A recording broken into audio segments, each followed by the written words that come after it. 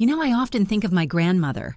Her house always smelled of dried apples and herbs, and on the table, in a blue porcelain bowl, there were always prunes. She called them the berry of life. Back then, as a young doctor, I merely smiled condescendingly, believing that medicine was nothing more than a scalpel and complex formulas. But after decades of practice, having treated thousands of patients, I realized that nature has given us tools of incredible power, which we've managed to turn into commonplace, and, sadly, we've forgotten how to use them.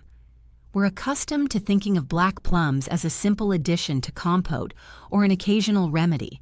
But what I see in the tests of people who include them in their diets correctly makes me return to this topic again and again.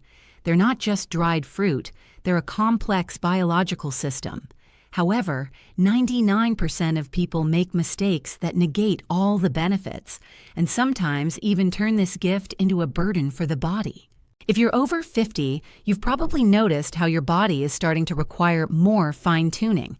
Joints no longer forgive sudden movements, blood vessels become capricious, and by evening, your energy melts away like March snow. We seek salvation in expensive supplements, forgetting that the solution often lies in a pocket-sized snack. But before you reach for the first berry, I must warn you. There are nuances that store labels and popular articles don't mention. In our conversation today, I won't lecture. I want us to journey together from a simple fruit to a profound restoration of your body. I'll explain why the traditional method of washing and eating prunes is a major mistake, depriving you of 70% of their active substances. We'll examine 5 key elements of their effect, and each one will build on the previous one, creating a holistic picture of your health. And most importantly, at the end, I'll reveal a secret method for preparing prunes that only a few people know about. This isn't even a culinary recipe, but rather a physiological hack that allows you to extract from the pit and pulp those rare compounds that directly affect bone density and vascular health. Without this method, you're simply eating a sweet dessert, nothing more. Before we delve into the details, I'll ask you to do 2 things.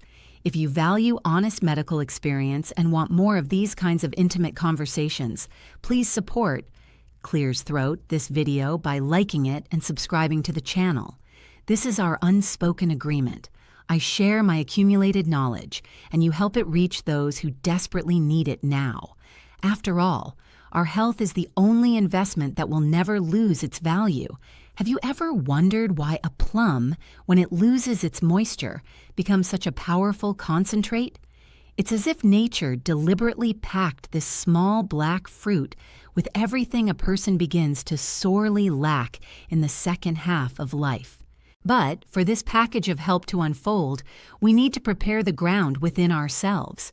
And it all starts not with digestion, as is commonly believed, but with how this product interacts with your blood and blood vessels. You see, most of my fellow therapists are accustomed to recommending black plum solely as a gentle remedy for the intestines. But this is just the tip of the iceberg, and the most obvious one at that.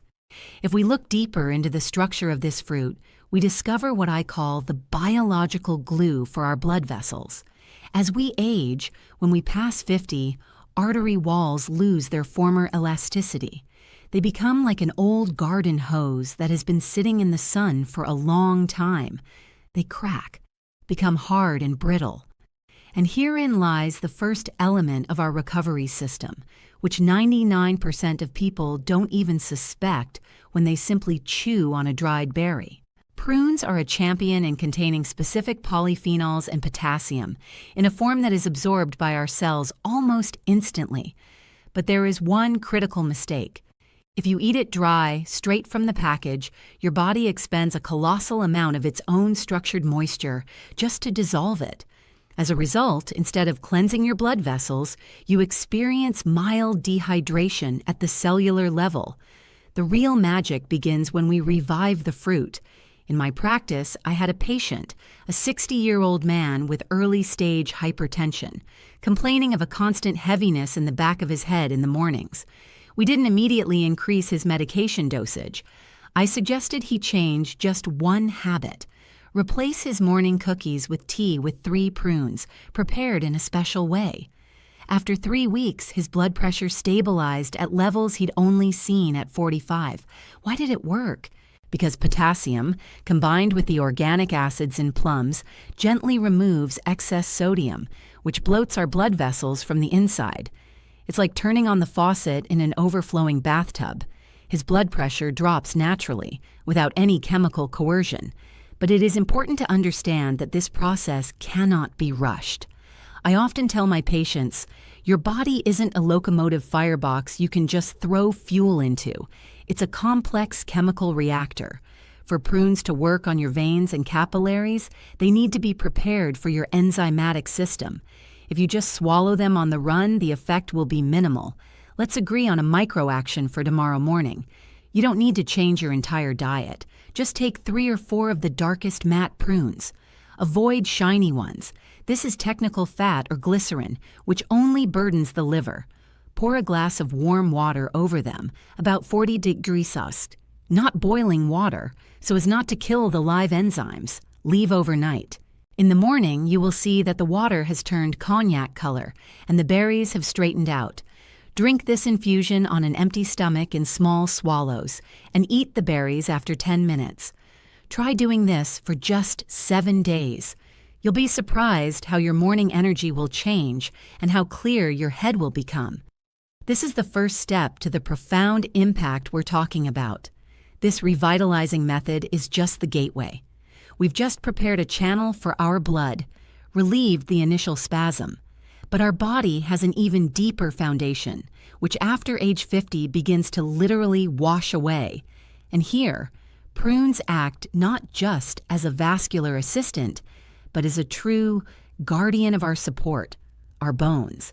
And the way they interact with bone tissue amazes even experienced orthopedic surgeons. You know, in medical circles, there's one topic that they try to discuss cautiously. It's fragility. With age, we begin to walk more quietly, beware of stairs, instinctively avoid sudden movements. And this isn't just caution, it's the voice of our skeleton, which loses its density with each passing decade. Osteoporosis is called a silent thief. It doesn't hurt, it simply takes calcium from your bones until one day. Trouble. And here, prunes prove themselves as a true natural architect. They do this so effectively that modern research in gerontology places them above many pharmaceutical drugs. Most people believe that to strengthen bones, you need to drink liters of milk or eat thousands of kilograms. But calcium is just bricks, and for these bricks to hold in place in a wall, you need mortar and the right design. Prunes are a unique source of boron, potassium, and vitamins. Without boron, calcium simply flies through your body, and the gray matter ends up in your kidneys as stones or on your blood vessel walls as plaques. Instead of putting it to use, I remember one of my patients, Maria Sergeevna. At 70, after a bad fall, she developed a fractured hip. The prognosis was bleak. Prolonged immobility. We added just 5 or 6 prunes daily to her diet, but strictly according to the regimen I'm talking about. 3 months later, a follow-up bone density test showed results that are usually women 10 years younger have prunes. Her traumatologist couldn't believe his eyes. But there's no magic here, just pure biochemistry. The phenylalanine compounds in prunes suppress the activity of bone-destroying cells and stimulate bone-building cells. But why am I saying that 99% of people eat prunes incorrectly in this context? Because synergy with fats is critical for bone health. If you eat prunes on their own, the vitamin responsible for calcium bonding to bone will be practically unabsorbed since it's fat-soluble. This is a huge loss. So my rule for tomorrow: when you eat those same fruits that were so lively last night, add literally 2 or 3 walnut kernels or a teaspoon of high-quality olive oil. This microscopic addition of fat opens the chemical lock, and the beneficial substances from the prunes are sent directly to bone tissue. Try following this rule for at least a week. You'll notice how your posture changes, how a forgotten feeling of strength appears in your body. It's not self-hypnosis, it's your skeleton receiving long-awaited nourishment. We've just restored your blood vessels and strengthened your bone foundation. It would seem that this is already enough for a quality life, but there's one system that controls this entire ensemble. This is our second brain, our microbiome. And prunes act here not just as a bowel cleanser, but as a subtle tool for tuning our immunity and mood. After all, what happens deep in our stomach directly determines whether we'll have energy tomorrow or wake up feeling exhausted. And there's another layer of depth hidden here, one we often forget about in the hustle and bustle of everyday life. You know, when I first started working at the Zemstvo hospital, the old doctors used to say, "Death and life begin in the intestines." Back then, it seemed like an exaggeration. But today, science confirms our microbiome is an entire universe, weighing about 2 to 3 grams and controlling our mood, immunity, and even skin tone. And here, prunes act not just as a laxative, as 99% of people are accustomed to thinking. It's a profound misconception to use prunes solely as a fire engine. In fact, prunes are a luxury restaurant for our beneficial bacteria. They contain unique dietary fiber and sorbitol. But here's the main mistake. Most people eat them in huge portions at once, hoping for an immediate effect. The result is bloating, fermentation, and discomfort. The body simply doesn't have time to process such a volume of sugars and fiber. You're literally flooding your internal ecosystem instead of nourishing it. The correct approach, which I recommend to my patients after prunes, is a strategy of small steps. We don't need a revolution in the stomach. We need a gentle evolution. The intestines in adulthood become lazy, not because they're old, but because the mucus villi become clogged with the products of incomplete breakdown. Prunes, when consumed sparingly, work like a gentle exfoliant. They don't simply push the contents through, they restore motility itself, the very wave that should move naturally without stimulants. I had a patient, Ivan Petrovich, a strong man, a former engineer. He complained of constant heaviness and fogginess in his head. We didn't treat his head.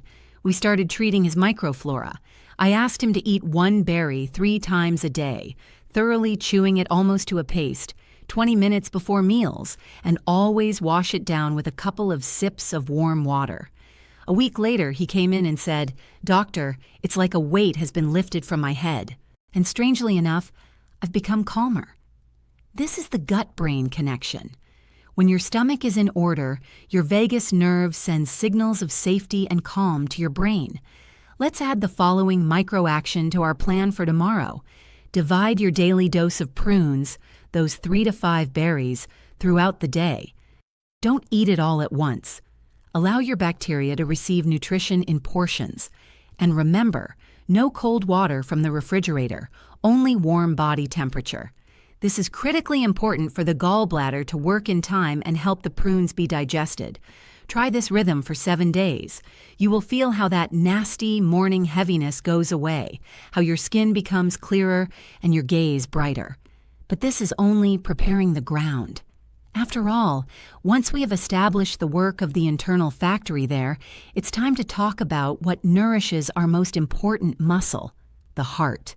After all, it is here that prunes conceal antioxidant power, capable of resisting the oxidative processes that we call aging. And how it protects our heart from invisible rust, free radicals, deserves a separate, in-depth discussion. You know, when we talk about the heart, I often use the metaphor of an old clock. If the mechanism isn't lubricated and dust is allowed to accumulate on the gears, it begins to run too fast or too slow and eventually stops altogether. In our bodies, the role of such dust is played by free radicals, aggressive molecules that literally oxidize. That is, cause our cells to rust from the inside. And this is where prunes truly reveal their royal power, which 99% of people don't even realize, considering them just a sweet treat. On the Aurochs scale, which measures the ability of foods to absorb free radicals, prunes occupy a leading position, surpassing even fresh blueberries and strawberries. Why is this critically important for us, those over 50? Because our heart, yes, is a muscle that never rests. And its main problem in adulthood is not only cholesterol, but also microinflammation in blood vessels. Prunes contain unique neochlorogenic and chlorogenic acids. These long names conceal simple street cleaners that sweep out those very oxidation products from the pericardium and arteries. I remember my colleague, a cardiologist with 40 years of experience. He always said, "If you want your heart to sing, give it potassium and remove the poisons." Prunes have more potassium than bananas, but unlike bananas, they don't contain the amount of starch that burdens the pancreas. It's the ideal fuel, but here's the main mistake in consuming them. Many people eat prunes with heavy, fatty foods or immediately after a hearty meat lunch. In such a combination, the antioxidants in prunes are spent on neutralizing the heaviness of your lunch instead of going to the heart and blood vessels. This is a colossal waste of a valuable resource. In my practice, there was a case with a woman, Anna Petrovna. She complained of irregular heartbeats that vary, the extra systole that frightens her so much at night.